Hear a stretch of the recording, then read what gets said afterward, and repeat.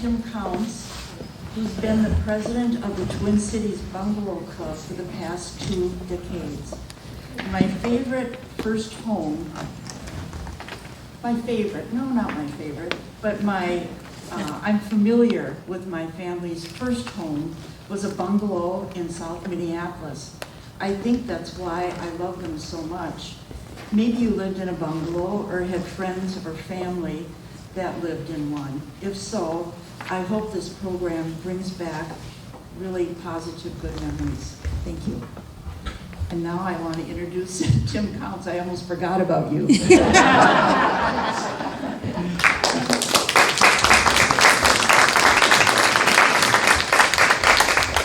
Thank you, Nancy. Appreciate that. Well, I am delighted to be here for a variety of reasons. One, I love talking about bungalows, and I like to talk. But I also love talking about bungalows with the people who are interested and engaged. And so far, what I've seen, that's definitely this crowd. So I'm very excited about talking with you. I'm also happy to be here because I've never been to this club before, and I'd always wanted to come by and get in here. And I love old buildings, bungalows, and other types of old buildings. So I was just thrilled to death, and I hope I get a chance to kind of look around a little bit afterwards. My partner and I belong to the Kitchigami Club in Duluth as non-resident members. It's a lot cheaper that way. And we joined because we thought the building was so cool. Seriously, that's the only reason we joined, the primary reason we joined. But we found a community of very friendly people up there too. So I love old buildings, I love these clubs, I just love all that kind of stuff. So, how many of you know what a bungalow is? Yeah, that's always the reaction I get. Well, I think maybe, sort of, kind of. So that's a very good question, and I'm glad that there is some confusion about it, because we're going to address that today. And how many of you have lived in a bungalow? A lot of us. Great, great. Well, we're going to talk about the American bungalow. Of course, it's a story that begins far, far away from the United States of America. And the American bungalow, as we know it today, is actually far, far removed from what the original bungalow was. And it's kind of a disjointed, in some places kind of vague story of how we got where we are today with the American bungalow. But hey, that's part of the fun. I am the president of the Twin Cities Bungalow Club, although that is a little less impressive than it actually sounds. We'll get to the club in just a minute, and we can talk a little bit about it. Then. Oh yeah, the machine. I always forget. So, this is a bungalow, and I say a bungalow, not the bungalow, and this is a Minneapolis bungalow. I don't know if you can see, but right down here in the corner it says 4325 3rd Avenue South. This is a photo taken from the Hennepin History Museum, their Confer collection, C-O-N-F-E-R, which was a real estate company that operated in the 20s, 30s, and they took a nice glossy 8x10 of all the houses that they represented. So they have quite a collection of houses from the late 20s, early 30s, and a lot of them are bungalows. So you'll see quite a few of their photographs through here. But this is a classic bungalow. Actually, the roof line is perhaps a little steeper than most bungalows, but it's got classic bungalow details like the exposed rafter tails right along here, and a prominent porch. Bungalows are known for their prominent porches, and for the 1.5-story orientation. But more about that in a minute. So, what is a bungalow? Before I address that question, let me get this adjusted. Here's a true or false question. And I'd like to see a show of hands afterwards. In California, between 1913 and 1926, before a developer or a real estate agent could advertise or list their house as a bungalow, they had to submit it to a local, what was it? Anyway, it was a local organization in the individual towns, and show like an elevation, a drawing, or a photograph and a floor plan before they were able to list it as a bungalow. So, true or false? How many say true? Okay. Oh, we're talking California. Yeah, we're talking California. So, yeah. Okay, how many say false? Okay, the answer is false. There has never been a legal definition of a bungalow. Just like there's never been a legal definition of a ranch house, or legal definition of a split level, or a legal definition of a, I don't know what, starter McMansion, or whatever, or a legal definition of whatever they call those houses that they're building out in Exurbia now. I have no idea. You know, there are a lot of house styles that simply don't have a name, and there are many house styles that only get a name assigned to them retroactively. For example, has anyone heard the term American Foursquare? Yes. Yeah. Yes. Okay, well that was a term. American Foursquares were houses that were built right alongside bungalows during the bungalow era. In fact, they were basically bungalows with a full second story, so that they got the name Foursquare. They were kind of a cube with roughly 4 rooms on each floor, that sort of thing. But they weren't called that back then. They were called houses. And it was only later that the term American Foursquare was applied to them. So the term bungalow, as we're about to find out, has been and can be applied to a wide variety of house types and styles. In fact, the first meeting of the Bungalow Club back in, I think it was 1995, we met in the church basement in South Minneapolis in the Longfellow neighborhood, and we were gathering there, and a woman sat down next to me, and she said, "Oh, I'm really excited about this. I just think there's a club about my house and that sort of thing." So the presentation went on, and we covered some of this, which I'll go through in a second here. And after the talk by the woman who started the Bungalow Club, we'll get to her in a minute as well, she leaned over and said, "I don't think my house is a bungalow." I said, "Oh, well, when was it built?" And she said, "Well, in 1956. I said, "Oh, well," so she quietly gathered her purse and left.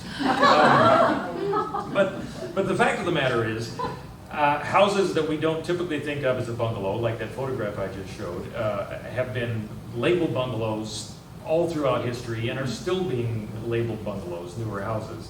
There were probably other more common names for 1950s houses, mid-century modern, ranch style, that sort of thing.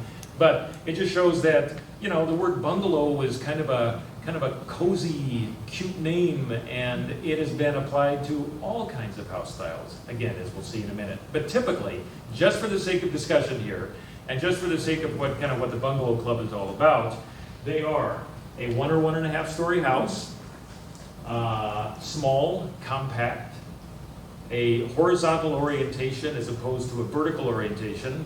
Victorian houses are typically known for their vertical orientation, 2 or 3 stories, high ceilings, turrets on the corner for Queen Anne's, and mansard roofs anyway. But a very low-slung kind of horizontal orientation. A front porch is often a prominent feature of bungalows. Groups of windows, there's often 2 or 3 windows, especially like right at the front in the living room or something, kind of banded together. An open floor plan, although definitely not open by today's standards, where all walls are eliminated, and you can, walk in the front door and you can see the living room, dining room, kitchen, family room, and just all the way through where there are no walls anywhere.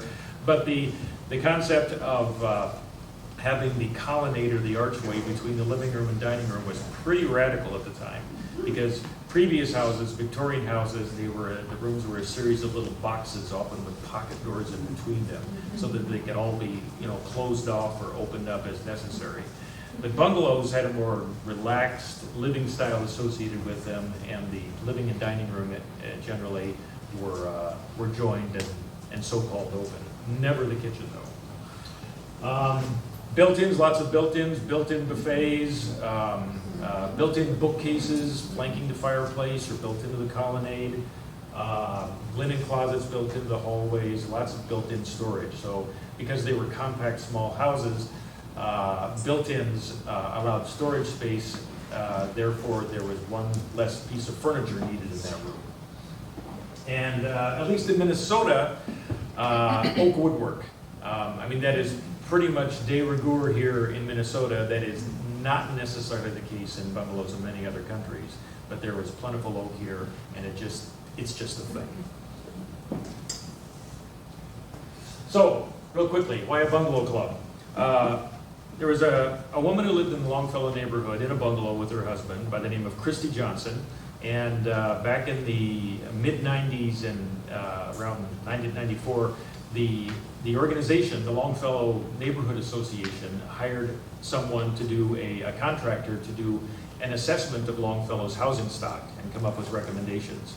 So this person or organization did that. They came back with a report, and they had kind of this is the pluses of Minneapolis, these are the minuses of these are the pluses of Longfellow, the minuses of Longfellow. And in the minus column was the fact that 60% of the housing stock was bungalows. And that was a problem. Because as everybody knows, or at least everybody knew then, bungalows were small, outdated, just kind of, grandma houses maybe. They were suitable for grandma, but not for modern people. Labeled starter houses. It's okay for a young couple to start there, but as soon as you can, you move up in the world and out of there. And Christy was livid, absolutely livid. She loved her bungalow, and she believed, and I think truthfully, that they are beautiful artistic houses that are built with construction materials and construction techniques that simply don't exist today. They are solid, they have aged well, they are very livable, they are very manageable for a couple or a small family or even a single person. And if done carefully, the living space can be expanded. She was very angry, so she kind of went on a tear and launched the Twin Cities Bungalow Club single-handedly, and ran it almost single-handedly for about 5 years.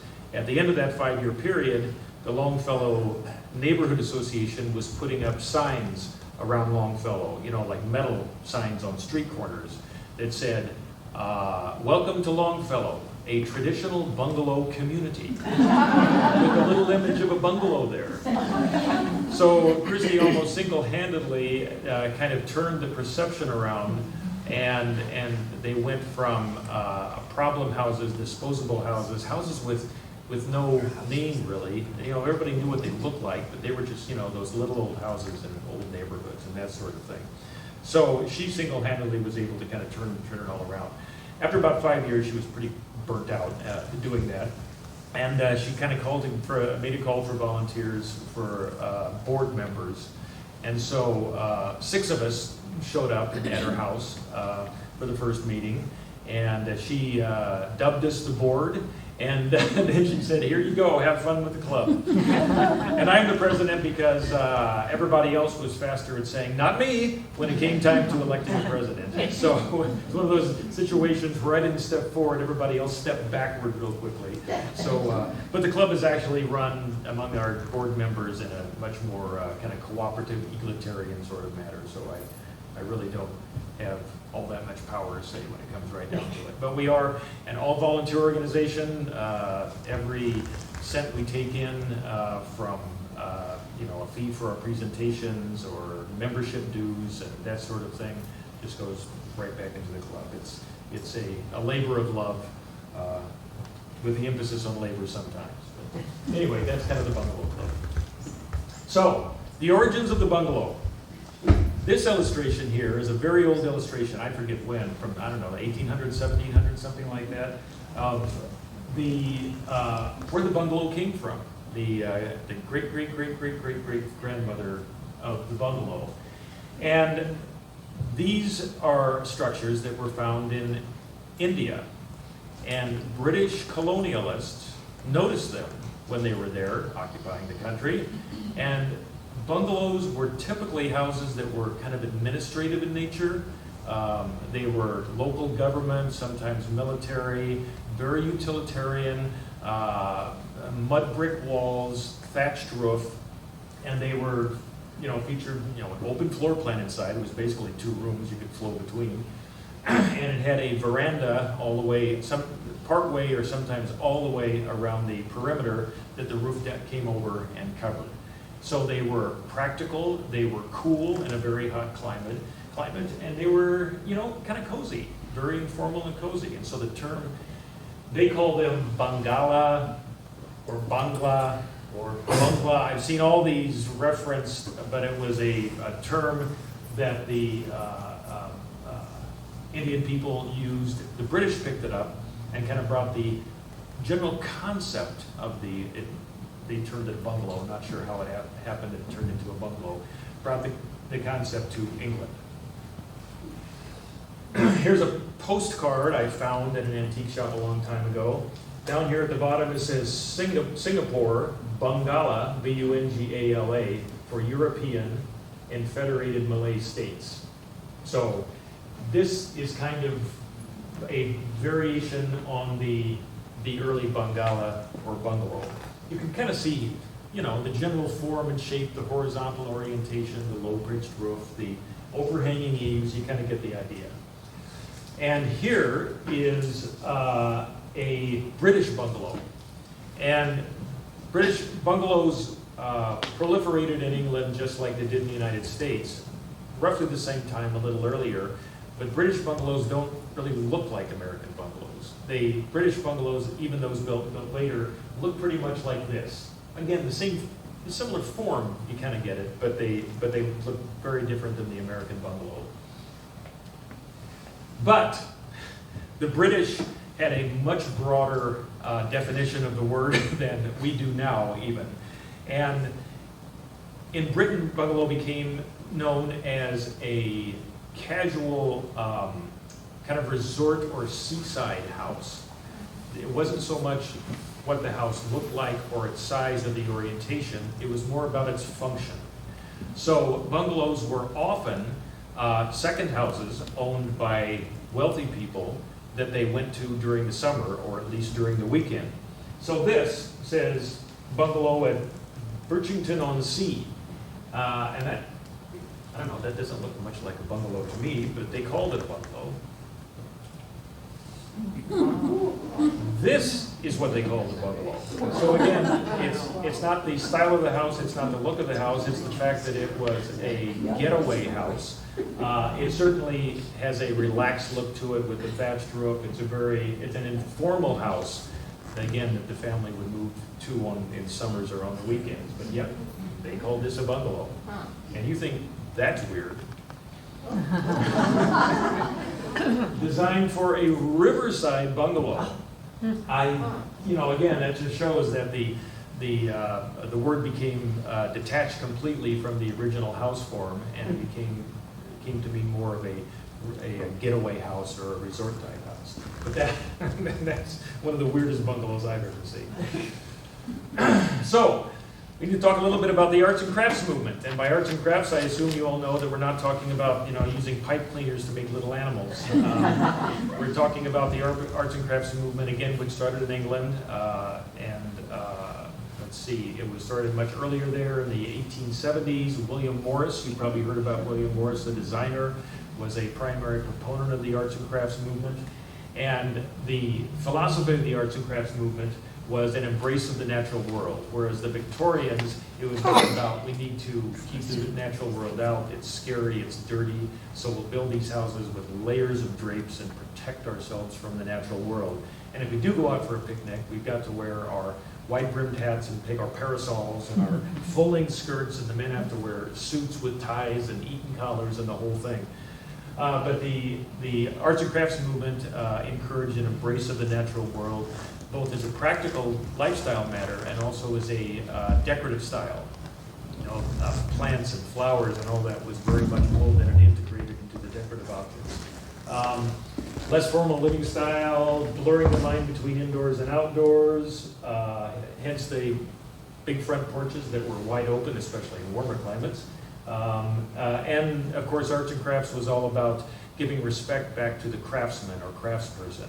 It was a rejection of the industrial revolution, where factories began to churn out mass-manufactured cheap junk that was tacky. Not that that happens today anymore, but an elevation of the craftsman. They were looking back to the hundreds of years before, where the individual craftsperson was well respected for his or her abilities. So that's enough about that. But arts and crafts house, and arts and crafts is often applied to bungalows and other houses of that era. Although sometimes it's kind of hard to see any sort of connection.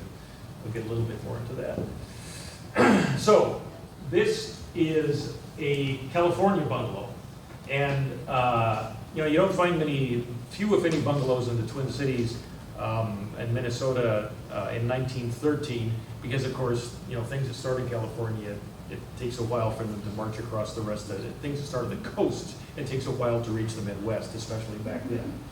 But this is a classic early California bungalow. Look at those boulders. Wow. That is just amazing. Talk about embracing nature and a relaxed style of living. Boy, this really, really typifies it.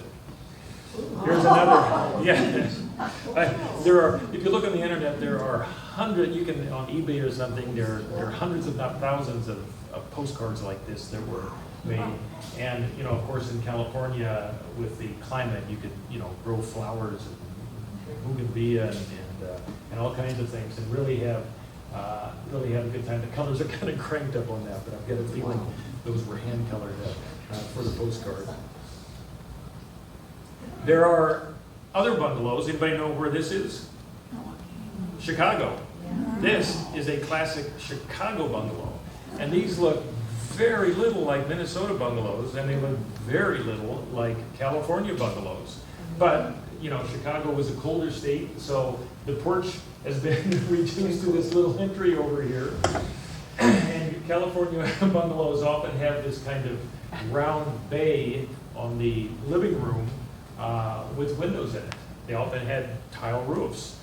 So, more what we think of as bungalows were built in Chicago, in the area, but there were tens of thousands of these built, and they became known as the California bungalow. The Chicago bungalow. And there's actually a Chicago Bungalow Association, kind of their version of the Bungalow Club, only they have more money. This is a Milwaukee bungalow. I visited Milwaukee several years ago and visited a lot of bungalows, and many of their bungalows, again, it depends on the nicer neighborhoods, they have some spectacular bungalows. One thing about bungalows in some other areas and in warmer climates is that they seem to have been the elaborateness and the cost seem to be quite a bit more elevated than most of the bungalows in Minnesota. But back to the Minnesota bungalow. As you can see, they're a little more reserved, a little more tucked in, a little more weatherproof, to be perfectly honest. This one, of course, belonged to G.R. Smith on 3242 First Avenue South, Minneapolis. I don't know if this is true or not, but I speculate that I think it was kind of the Scandinavian mentality that you shouldn't show off too much is what led to Minnesota bungalows being a little more restrained, a little more tidied up, a little more pulled in. Another aspect of Minnesota bungalows is that many of them, if not most of them, are stucco-sided. In some areas of the country, Chicago, for example, where there was a lot of brick manufacturing, a lot of them were brick.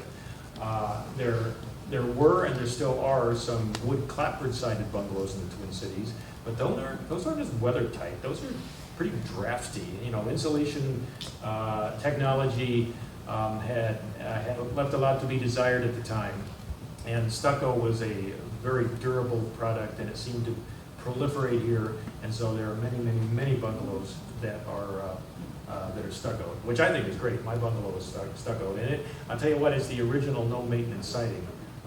It really is. Mine is just hard as a rock, and you can take a hammer and slam it against my house, and it won't do anything to it.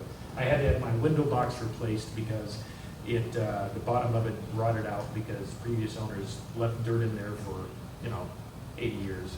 And it eventually kind of cracked up the window box, but when they were taking it off and putting it back on, one of the workers gave me a hammer and said, here, right below where the window box was, he says, take this hammer and hit your stucco. And I said, no. And he said, well, I'll do it. And he hauled off and whacked it. And that stuff is. So I mentioned earlier that, what do they call those, what do they, for the houses they're building now, what do they call those? And but let me ask this. Look at the title of this song, Up Above in a Bungalow, where the red roses grow. So I don't know about you, but I've never seen or heard a song written about ranch houses. Have you? or four squares? Never seen a song about, or split levels, or even prairie style houses, which is very well known and wildly popular at one time. But interesting. Fasten your seatbelts here because we're about to go for a ride. Bungalows became a cultural phenomenon. The bungalow coincides with the rise of the middle class in the early 20th century. So people were coming out of tenements. Factories were providing jobs so that more and more people could afford to buy a house. And bungalows were known for being affordable, compared to a lot of other house styles. They were on smallish lots, they were smallish houses, and so that a couple could pretty much manage it on their own. The wife could take care of the house and the cooking. The husband could, do yard work and that sort of thing in the evenings and weekends. And so it became an aspirational house, so that when young people grew up or got married and wanted to start a family, the first thing they would think of is a bungalow. In addition to that, there was what is known, at the time as the servant problem. And people who were kind of upper middle class could no longer afford to hire servants. First of all, because prices were going up, because people who had previously been servants were saying, you know what, I can work fewer hours and not break my back by going to work in the factory, and I can raise enough money to one day buy a bungalow. So the servant problem was kind of this upper middle white class problem where people could no longer afford to hire servants to take care of their cooking and cleaning. So there were people who were coming up in the world, and there were people who were coming down in the world a bit, in part because they could no longer afford servants to take care of larger, more elaborate houses. So it was just the perfect storm of the housing market. And this mythos became associated with them, and they were romanticized. But first, I should stop a little bit here and say, so how did the bungalow get from England to the United States? Well, of course, everything jumped, the Atlantic. Arts and crafts movement was popularized by people like Gustav Stickley, other people who had traveled to England, and they brought the arts and crafts philosophy over. And they also brought the concept of the bungalow over, and the residential bungalow as opposed to the resort bungalow. But as you'll see, and as we all know, it became a very American style of house, even though there's a lot of variety. And the whole ethos of handmade, hand-built kind of got diluted and democratized, and bungalows became mass-produced. So there was still kind of remnants of the arts and crafts movement associated with bungalows, but it was more the lifestyle that was associated with it. Again, there aren't real direct lines. It just kind of went into a big American stew and came up with these. But bungalows were definitely aspirational. I want a ragtime bungalow. Why not? My babe of the bungalow. This is as sung by Nellie McCoy in The Earl and a Girl. I guess that was some musical or something at some time. So these are sheet music, obviously. I collect that. These are from my collection. I collected in online and antique stores and stuff like that. And again, there's a reference there to the origins of the bungalow in the image up at the top there. You're just the type for a bungalow. That's what every girl wanted to do, to be the type for a bungalow, to marry a guy who would build her a bungalow. In the land of the bungalow.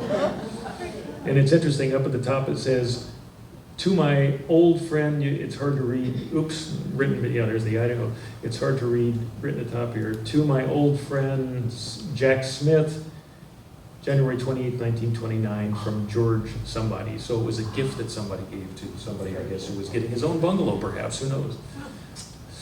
A bungalow in Idaho, why not? You could sit around in your furry chaps on your porch and play the ukulele, I guess, in your bungalow. Bungalow love nest.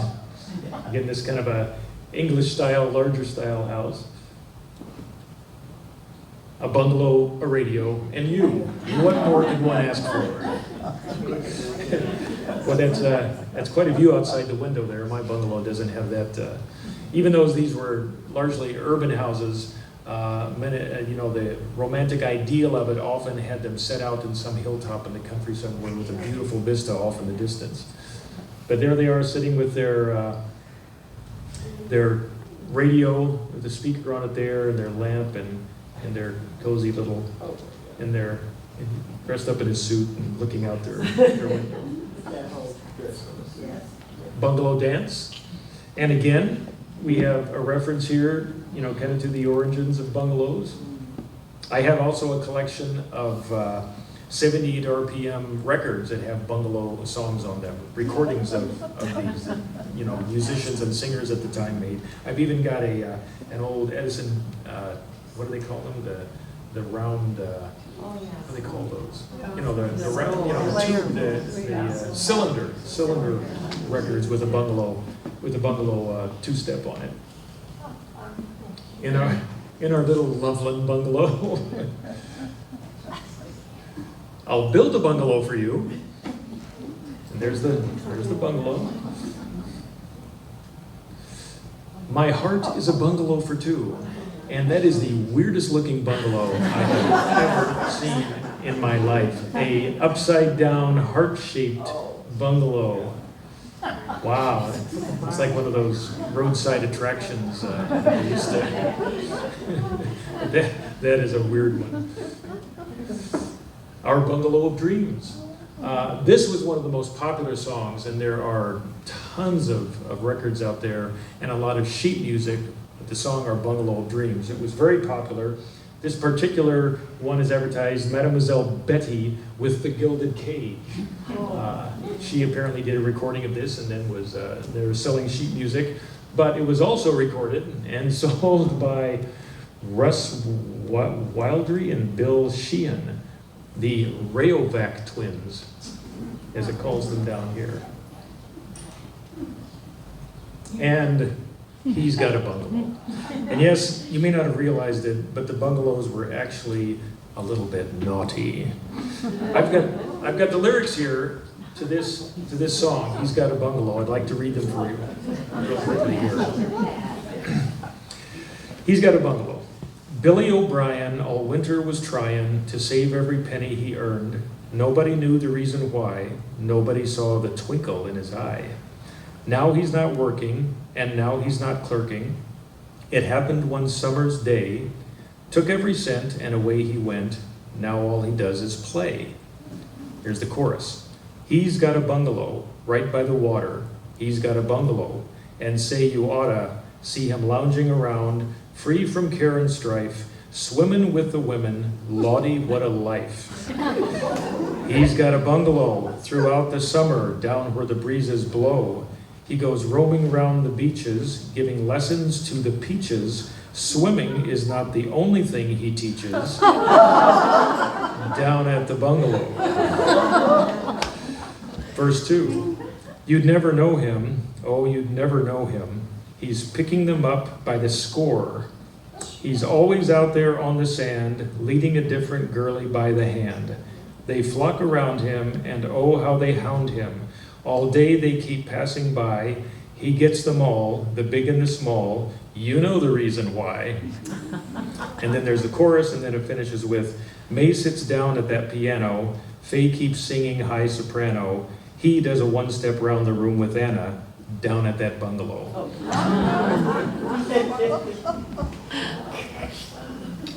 So the bungalow was also a babe magnet.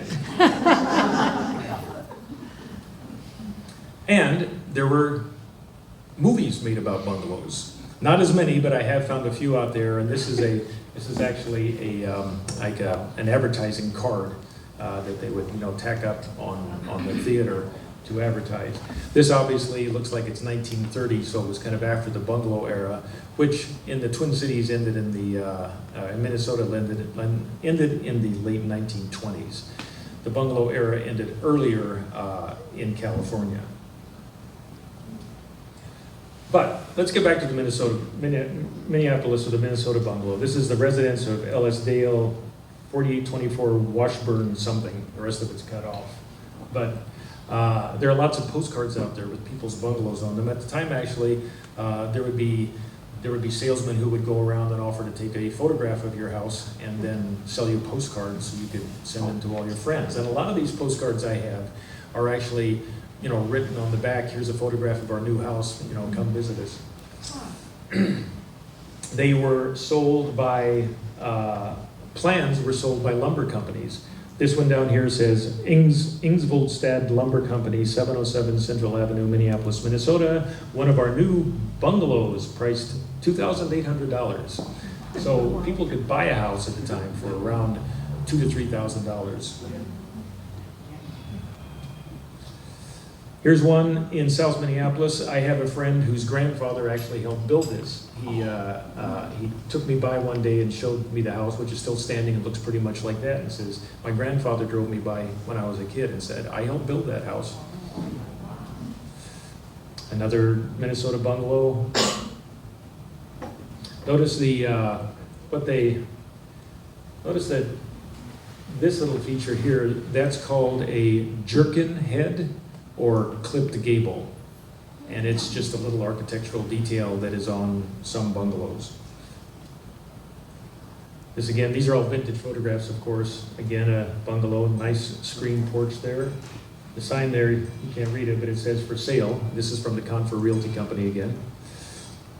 Another one, stucco, nice window boxes integrated. This one doesn't have an open front porch. I think after a while, a lot of bungalows were built with open porches here, but after a winter or two, people kind of caught on, and they either started enclosing their porches if they had been built as an open porch, and developers and architects began designing them with porches that were integrated into the main body house. Here's a snow scene, bungalow in Minnesota with an open porch. A lot of bungalows in South Minneapolis have little decorative elements up there. They're just kind of little ornamental things.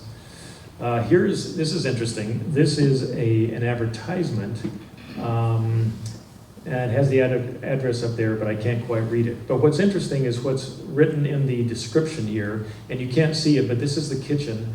And here's the main kitchen, and there are 3 steps down, and this little landing there goes out the back door and down to the basement stairs. I'm sure you've all been in houses like that. And here is the icebox.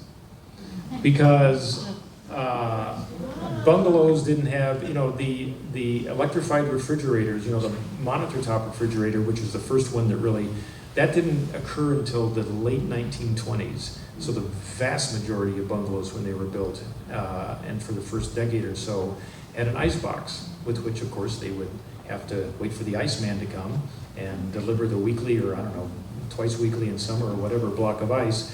So ice boxes were usually situated near the back door. In fact, some bungalows had a little door built in to the back of the house where the Iceman could simply open the door and then open a door in the ice box that was on the other side of it and slide the block of ice right in through the back of the house without having to knock on the door or go inside at all. There are still a lot of houses that have that.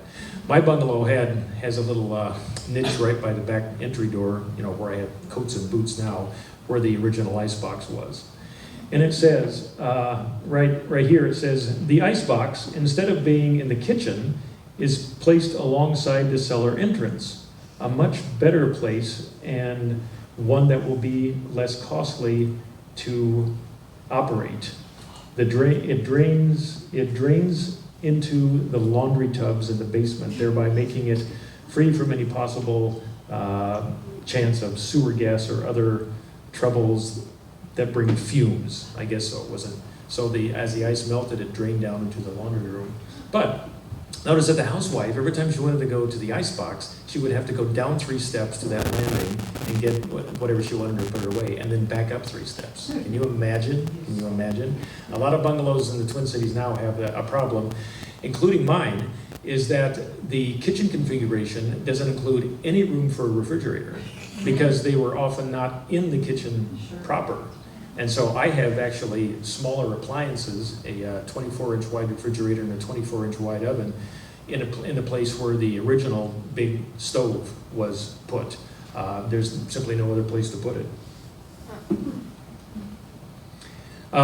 So bungalows proliferated in the Twin Cities, and a lot of it was due to the popularity, and developers developed these wide swaths of blocks and laid them out. Here is Thorpe Brothers in the Anders building in Minneapolis. Here's a little bungalow there. I'm going to have to hurry here. Lake Nokomis Heights, here's another one. Nokomis Terrace with, of course, a little bungalow.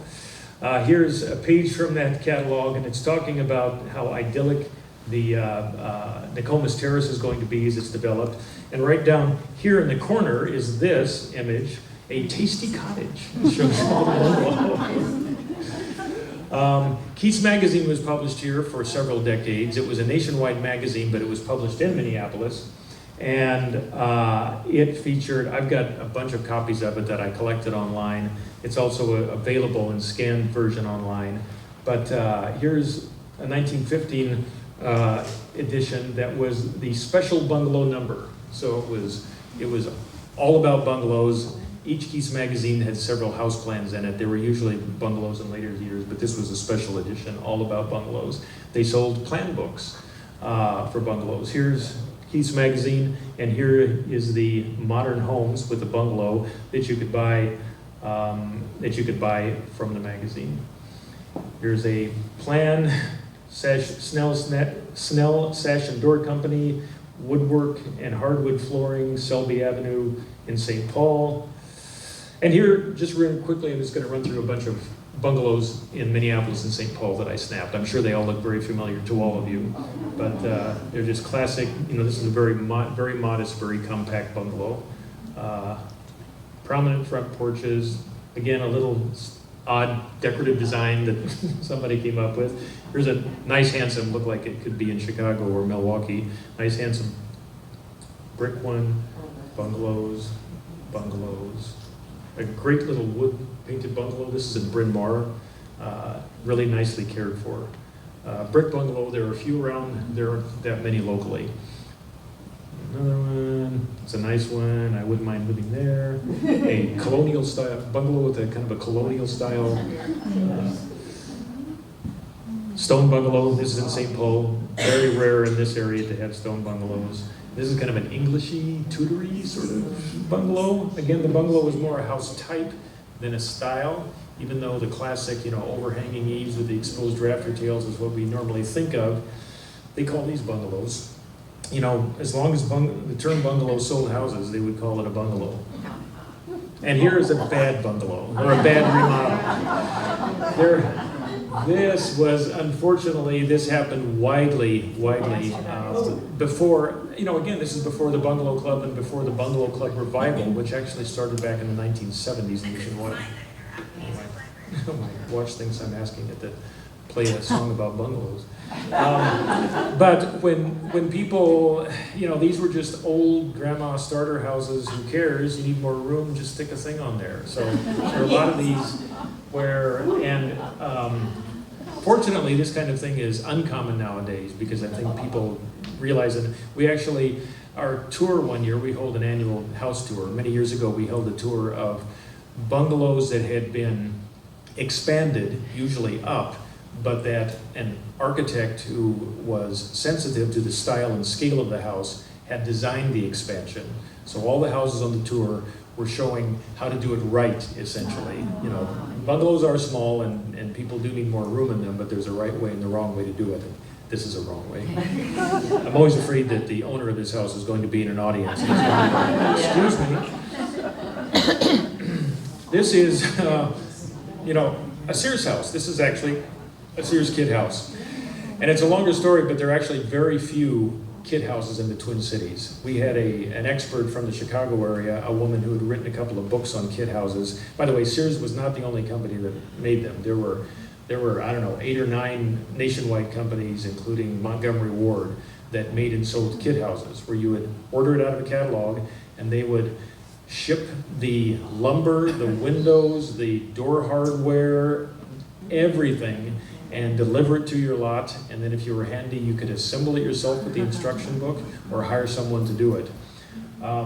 But in some areas, there were very few kid houses, and the woman, whose name is blanking, speculates that it was because of strong developers and strong unions.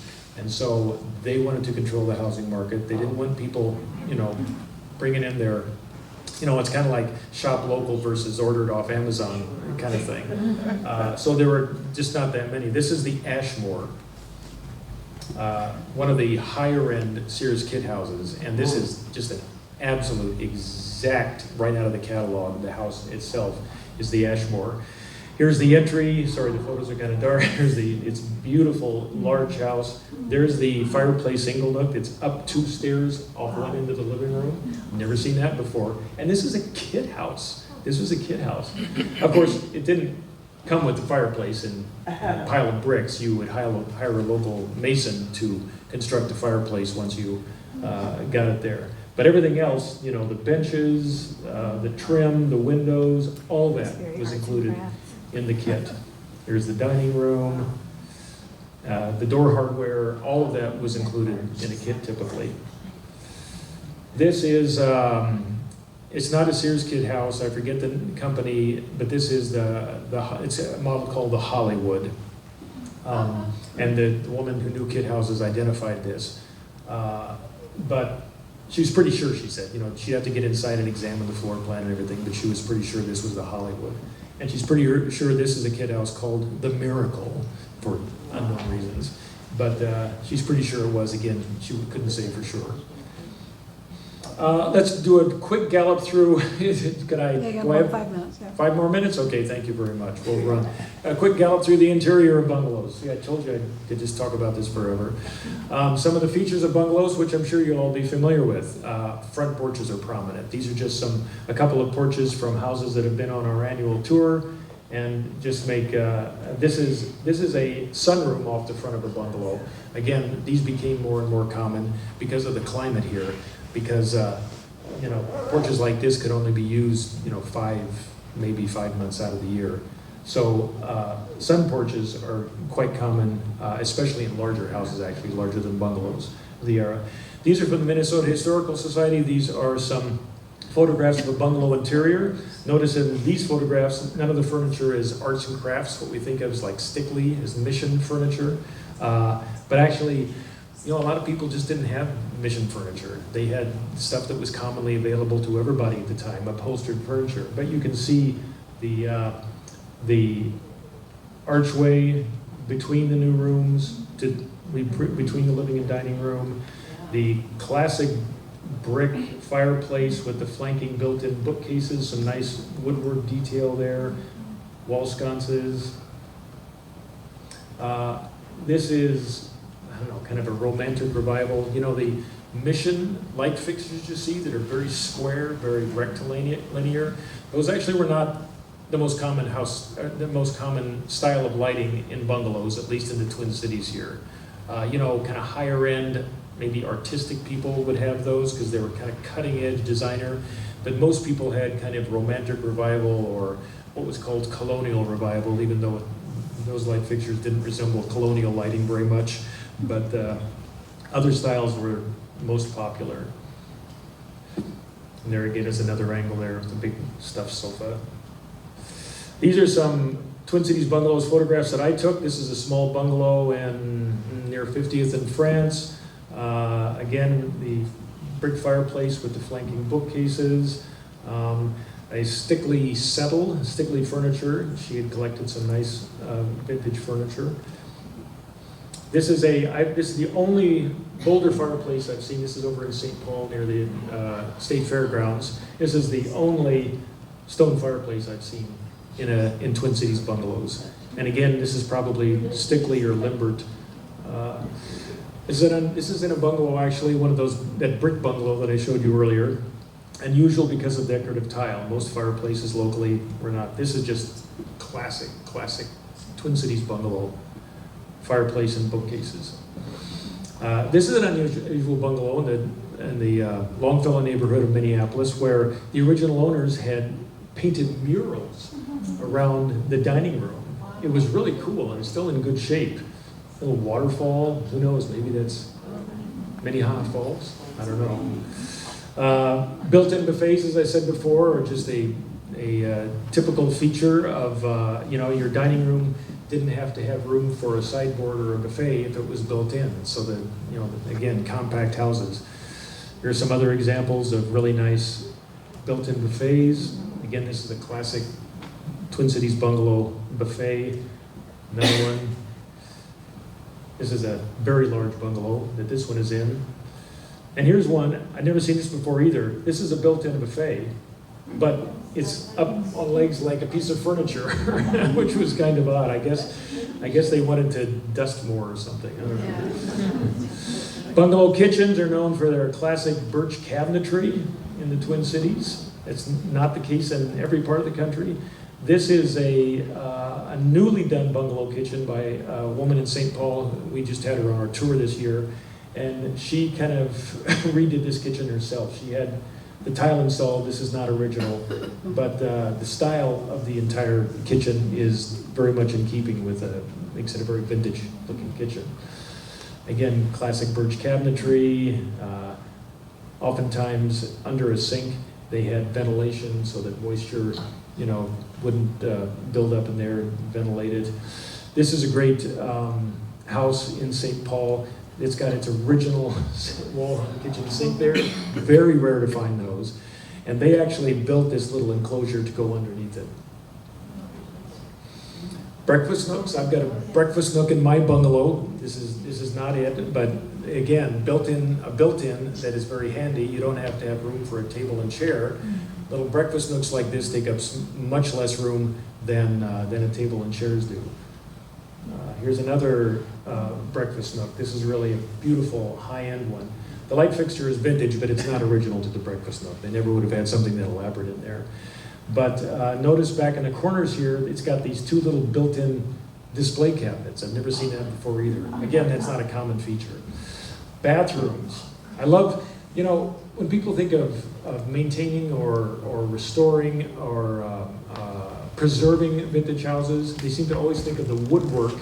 But they think that, the kitchen and bathrooms, well, of course you tear those out and start over again. But I love vintage kitchens and bathrooms, just love them.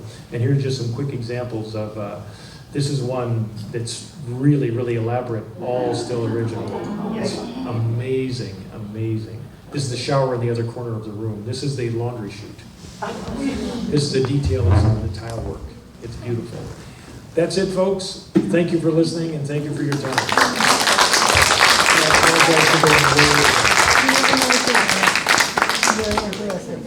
Yeah. I'm fascinated that these houses were built right at the time that the Women's Club was built. 1928 is when. Yes, most of them. So, right at the same time. Absolutely. Actually, I imagine a lot of the people who belong to the Women's Club were living in bungalows. definitely.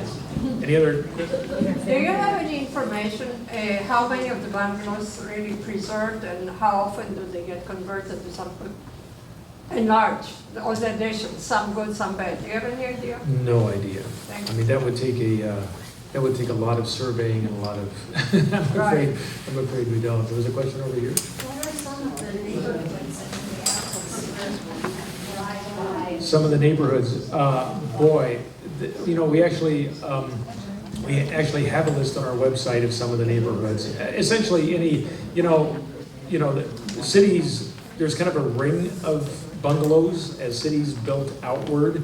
Different housing styles and types became popular. So there's almost kind of a ring around a certain area. But, Longfellow, Southwest Minneapolis, trying to think of Marcy Homes in St. Paul. I don't, off the top of my head, that's about all I can think of, sorry. Yes? Have they retained their value, like for resale? Well, yes, they actually have. I mean, before, the Twin Cities Bungalow Club can't claim success, but the rise of the revival of the bungalow, which started in the late 1970s by a couple of scholarly books by coastal scholars, started a whole resurgence in interest in bungalows and arts and crafts in general. And actually, the bungalow revival lasted much longer than the original bungalow era did. I mean, it went from the kind of the early 1990s through about 2010. I mean, now it's, bungalows aren't that hot anymore. I mean, but for a while there, you would walk into Target or Walmart and find, little mission side tables that, for $10 you could put together yourself. It just kind of exploded, and the interest in it, in the arts and crafts and the bungalow revival actually lasted longer than the original movement, at least in the United States, oddly. Yes? Are you familiar with the Wyndham Park neighborhood in Northeast? Yes. Uh-huh. I sort of discovered that during the pandemic when there was nothing to do but go for walks. And Sure.